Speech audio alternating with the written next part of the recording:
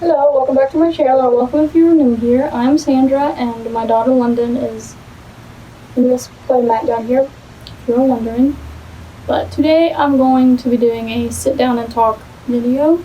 It's going to be a story time, and I know I film a lot of these, and I apologize if that's not something that you like to see. And you can always comment suggestions down below of things that you would like to watch, and I'll try my best to make those happen. But today I'm going to be telling the story of me being pregnant at 17 and why I chose to do that. So before I tell that story, just a few details.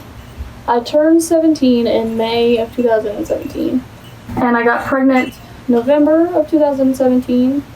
I turned 18 May of 2018, and then she was born in August of 2018. It's now November, by the way.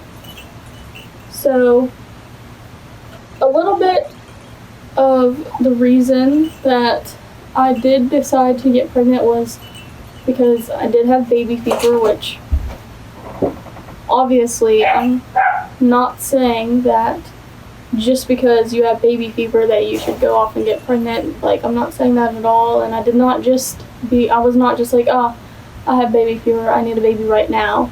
There was more that went into it than that, but that was a minor detail in the situation.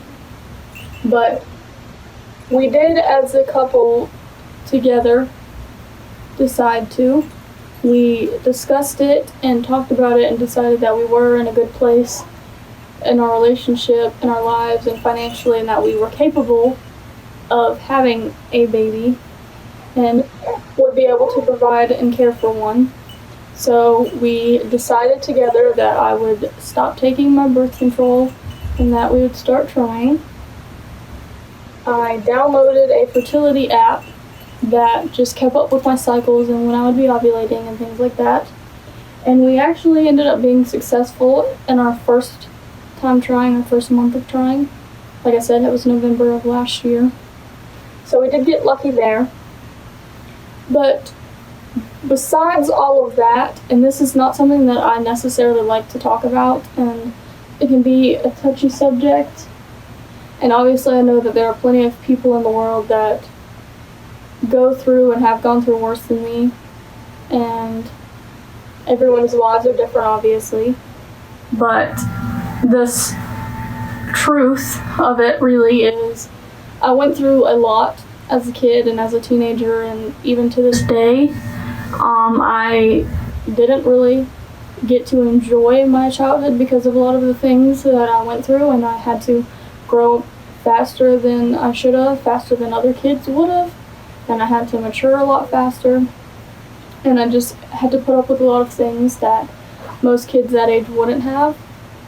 And I was introduced to things that other kids wouldn't have, and all of those things have molded me into the person that I am today. I'm not saying that that is a good person. I try my best to be a good person and to get past all of the things that I've gone through. But, like I said, I did have to grow up fast.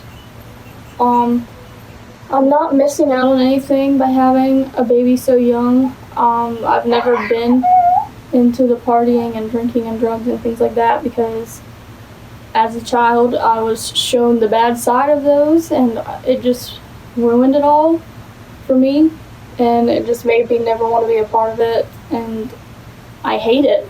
I hate drugs and alcohol and cigarettes and partying and all of that, and I've never done any of it, and I never will do any of it. And that's just the truth of it. The things that I do enjoy doing, a baby doesn't stop me from doing that, because it's more baby and kid-friendly things that I enjoy doing. I don't go out and party or go out with friends or anything like that, and anything I do go out and do, she can come, so I'm not missing out on anything. But the main truth, the main thing about it is that I still struggle a lot with depression, anxiety, and it weighs me down a lot, and it does cause a lot of problems, and it can be a struggle a lot, and I got into a very bad place. I was in a very deep, dark hole, and I have been for years, and I still struggle with it to this day. But the thing was, as I'd gone through it all for so long and put up with it for so long, that I was just unhappy, and I was honestly having a lot of trouble finding reasons to live. Like, I just felt like I had no purpose. I was unhappy. I felt empty. I felt like there was something missing, and I just needed to fill that void that I had somehow. And I've gotten better since having her. Now that she's here, obviously I have a reason to live. No matter what, I always have her, and there will always be at least one reason to live. And I'm a lot happier now that I have her, and that hole that I had has been filled. And it helps a lot, because, like, there are days where I don't want to get out of bed, I don't want to eat, I don't want to talk to anybody, I don't want to do anything, and I suffer alone in silence, pretty much. But now that I have her, she's that reason that I have, that motivation that makes me get out of bed when I don't want to, and forces me to eat whenever I don't feel like it, and forces me to communicate with people and not just isolate myself, which that just makes things worse. Whenever I isolate myself, it just pushes me further and further away from everyone and further into that hole. So I needed her, and she's my saving grace, because if it weren't for her, I don't know where I'd be, or if I'd even be here at all, and that's just the truth of it. I mean, it's sad and dark, but I wanted to be honest with y'all, and that's just a small glimpse into it, and that is part of why I decided to have a baby when I did. So I know that took a little bit of a turn, but that is the story of what happened, or why I decided that.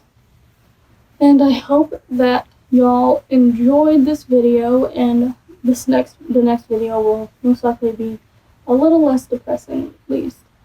So I would appreciate it if you would like and subscribe to my channel, but you don't have to, but it would help if you did.